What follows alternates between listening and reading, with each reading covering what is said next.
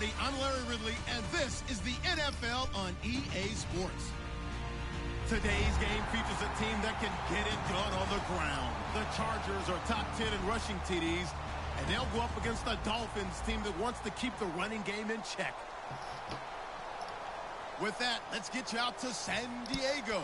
Here are Brandon Gaudin and Charles Davis. All right, Larry, thank you very much. We are pleased, as always, to be bringing you coverage of the National Football League presented by EA Sports. Today, we've got a good AFC matchup on tap between the Miami Dolphins and the San Diego Chargers.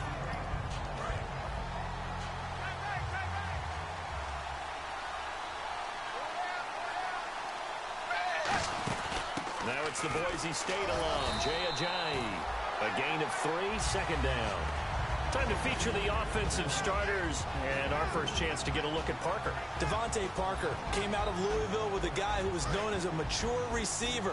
Runs routes really well, but the best part of his game, he'll jump over you at the end of a route and go get the football. They run again with Ajayi. Just a 1-yard pickup there, and it's going to make it third down at 6. And we'll take a look quickly at the San Diego defense. Melvin Ingram is beginning to come into his own as an outside linebacker. Strong, solid, with an excellent first step. Looking for his running back, and he's got him.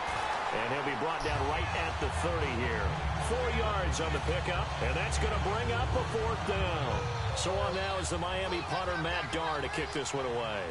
Back deep, Travis Benjamin.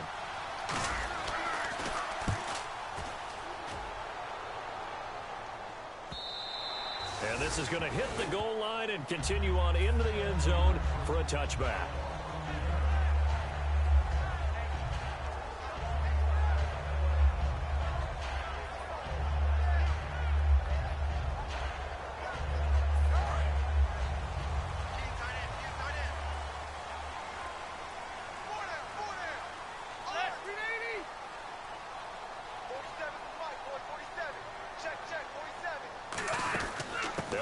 Second-year man, it's Melvin Gordon. And he will fight his way forward to about the 23-yard line. 3 yards on the pickup there, and it'll be second down.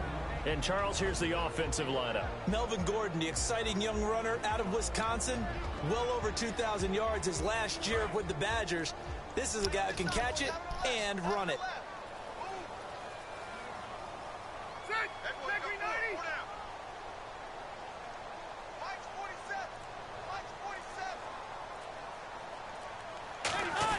On second down, they'll run with Gordon. And he'll be brought down here at the 28. Call it a gain of 5 there on the run, but they'll remain a yard or 2 short here with third down coming up. And a look at the starters for the Miami defense. Cameron Wake may have begun his career in Canada, but in the NFL, he's been one of the top pass rushers since he's entered the league. Rivers now finds his target. It's Gates. And he's able to get it to the 33. Good enough for a first down. Do you get the sense, Brandon, that people are trying to retire Antonio Gates? They keep thinking this is almost the end of the line, and then he keeps making catches like the one we just saw there. He's the old reliable, you're right, just one of 9 players in the NFL with 100 or more touchdowns.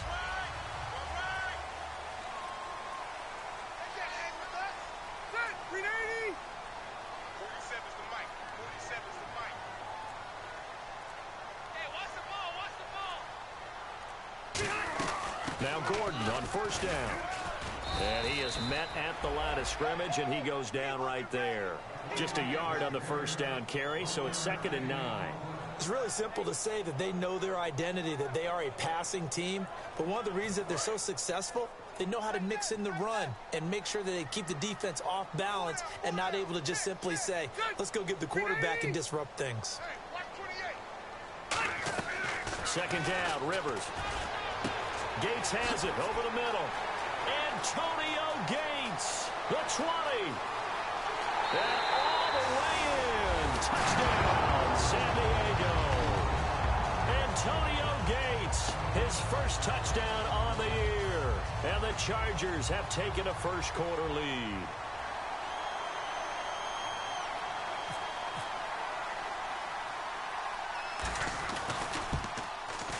And the Chargers grab the 7-0 lead.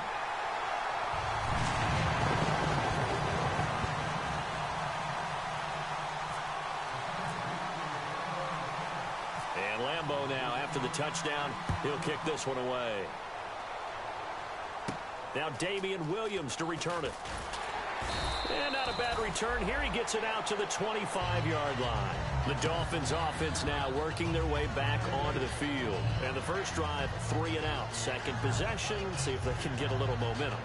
And oftentimes that first drive is just a feeling out process. You have some plays that you've got called and you want to see how defense reacts.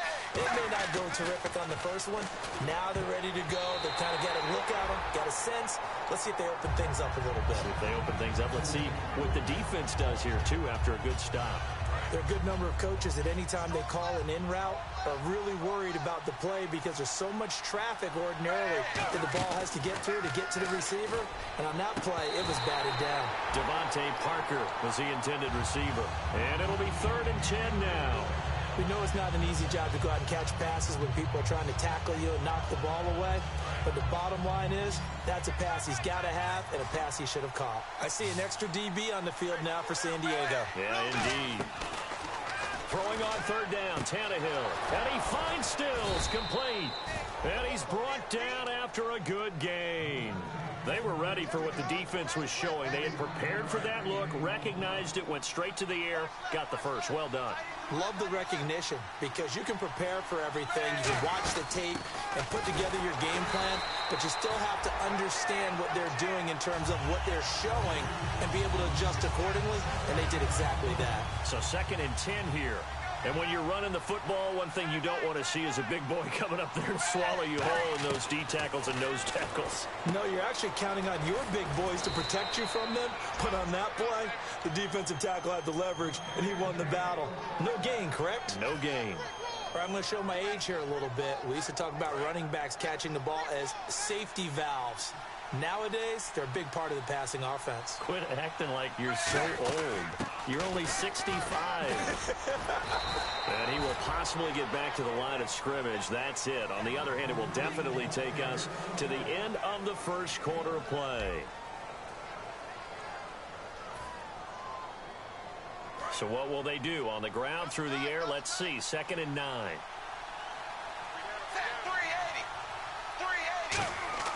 Tannehill now to throw. This one caught. Jordan Cameron. And inside the 20 before he's brought down. That one good for 16, and the drive will continue. And now the passing game here in the second quarter starting to heat up a little bit. Don't you feel the rhythm starting to happen, right? You see it now. The confidence is starting to rise. I think now as a play caller, because that has happened, you lean on it a little bit more. You don't go totally away from running the football, but you do say, guess what? We can throw it. We can throw it well with a whole lot of confidence. 2nd down following the run. Now it's Tannehill. And the hit jarred it loose. It's incomplete. His tight end, Jordan Cameron, the intended target. And that'll bring up a 3rd and 1. 9th play coming up here on this drive. This is 3rd and a yard. Tannehill going to throw on 3rd and 1. He's got it. Touchdown, Dolphins. Jordan Cameron, his 3rd touchdown now on the year. And the Dolphins are an extra point away from tying up this football game. Sean Sweezum now for the extra point. And it's no good. He misses the extra point, and this remains a 7-6 game.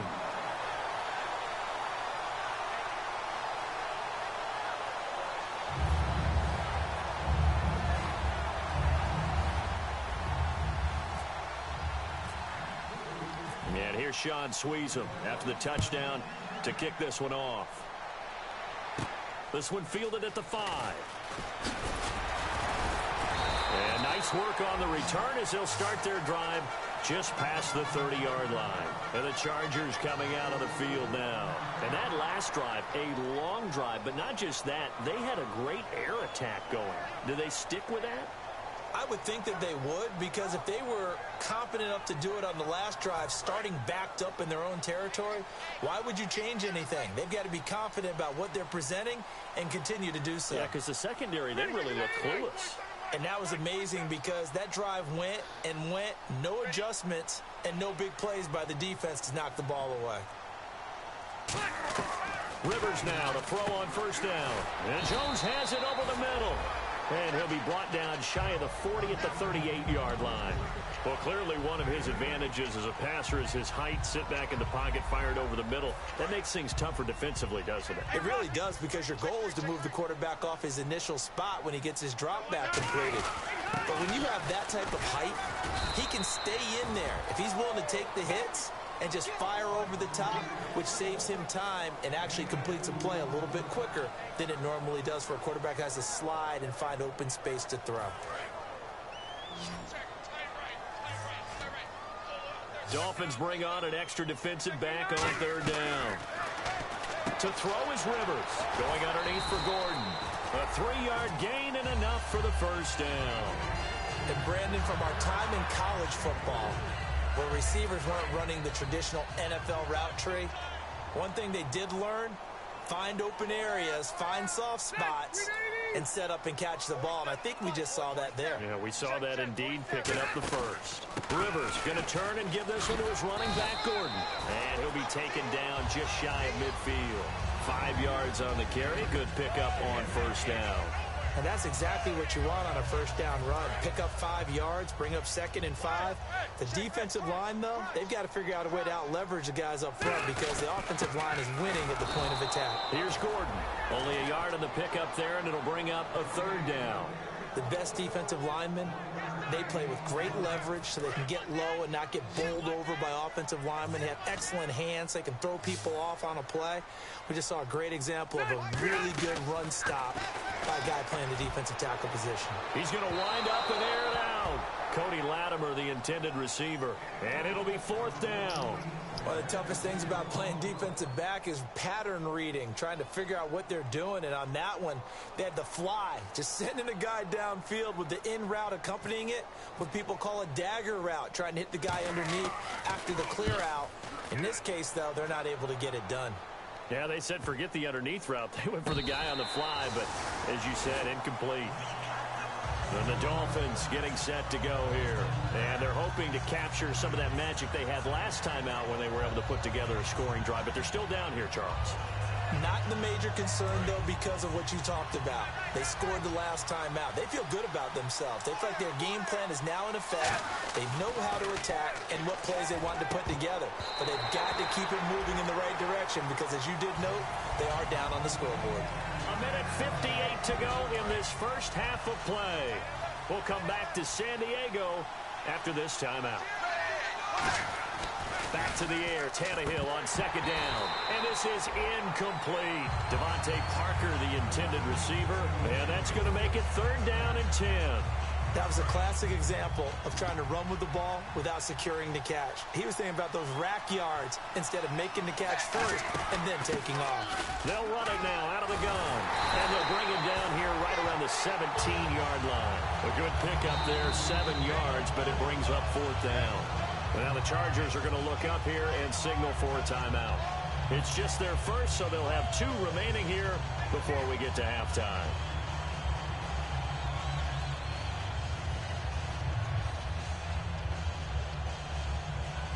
Here's Matt Darr now, standing just outside his own goal line. He gets this one away, and boy, it's another boomer. Now Benjamin. 39-yard punt, 6 yards on the return. And it'll be Charger football here as they take over. And now San Diego getting set to go. And a tight game after punting last time. See if they can get something going on this drive. As they head to the field now, with the game this close, you've got to feel there's a sense of urgency for them going on offense right now. But they have to do it without letting panic creep in and affect their play. One receiver left, that's Allen.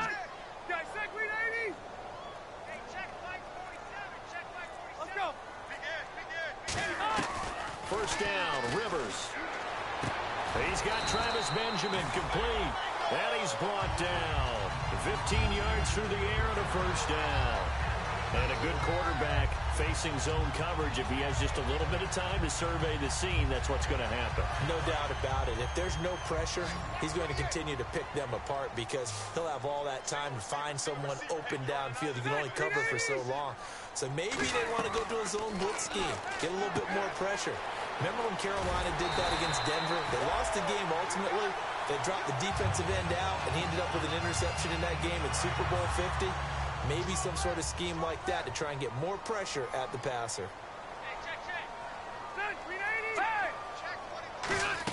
They'll run it now out of the gun. And he's brought down. It's a really nice 15-yard pickup, and now it's 1st and goal. Partner, I was fortunate enough to see Melvin Gordon throughout his college career.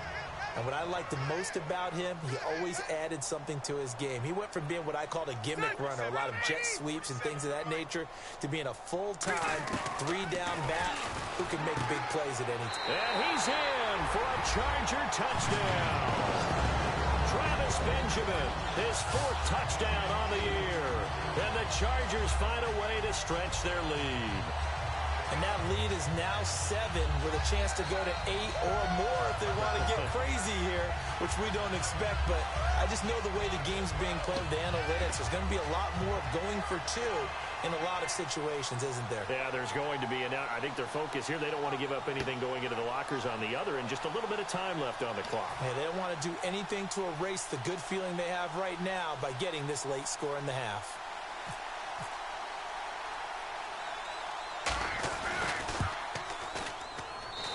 It's up. It's good. Our score, 14-6.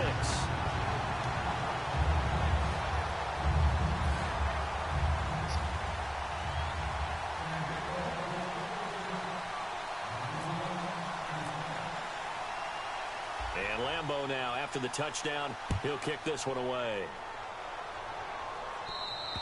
And this will be a touchback. Last year would have come out to the 20. This year they'll move it out to the 25-yard line. Out comes the Miami offensive unit now. They get set to take over. And what do you think goes on here in this situation? If you got the football, you're trailing, you're back in your own territory with just a little time. Do you try something? You're thinking... Ojai hit. He lost the football. And this is recovered by the Chargers. The psychology of the game never ceases to amaze me because you would think there would never be a fumble from what we hear from coaches all the time, right? And how much they practice not fumbling. Practice it, preach it, talk about it all the time. You would think no one would ever turn it over. Yet they are humans out there running around, and we just saw another one. Opportunistic by the defense. Keenan Allen, the intended target, and that'll make it 2nd and 10. How many times when we see an incomplete pass, we just look at the receiver and say, should have caught that one. That was a drop, and we just put it on the offense.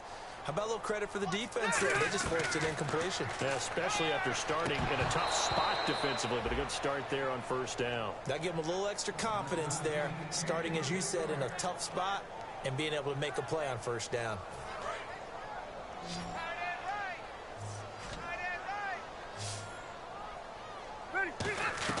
On 3rd down, Rivers gets it to Benjamin. It's caught. And he takes it in for a Charger touchdown.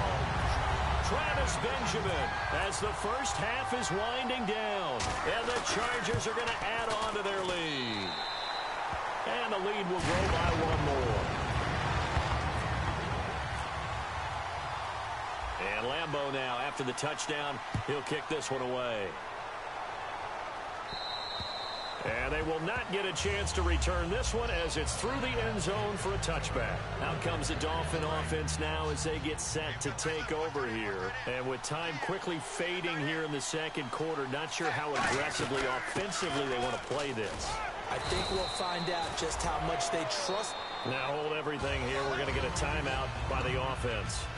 It's just their first, so they'll have 2 remaining here before we get to halftime.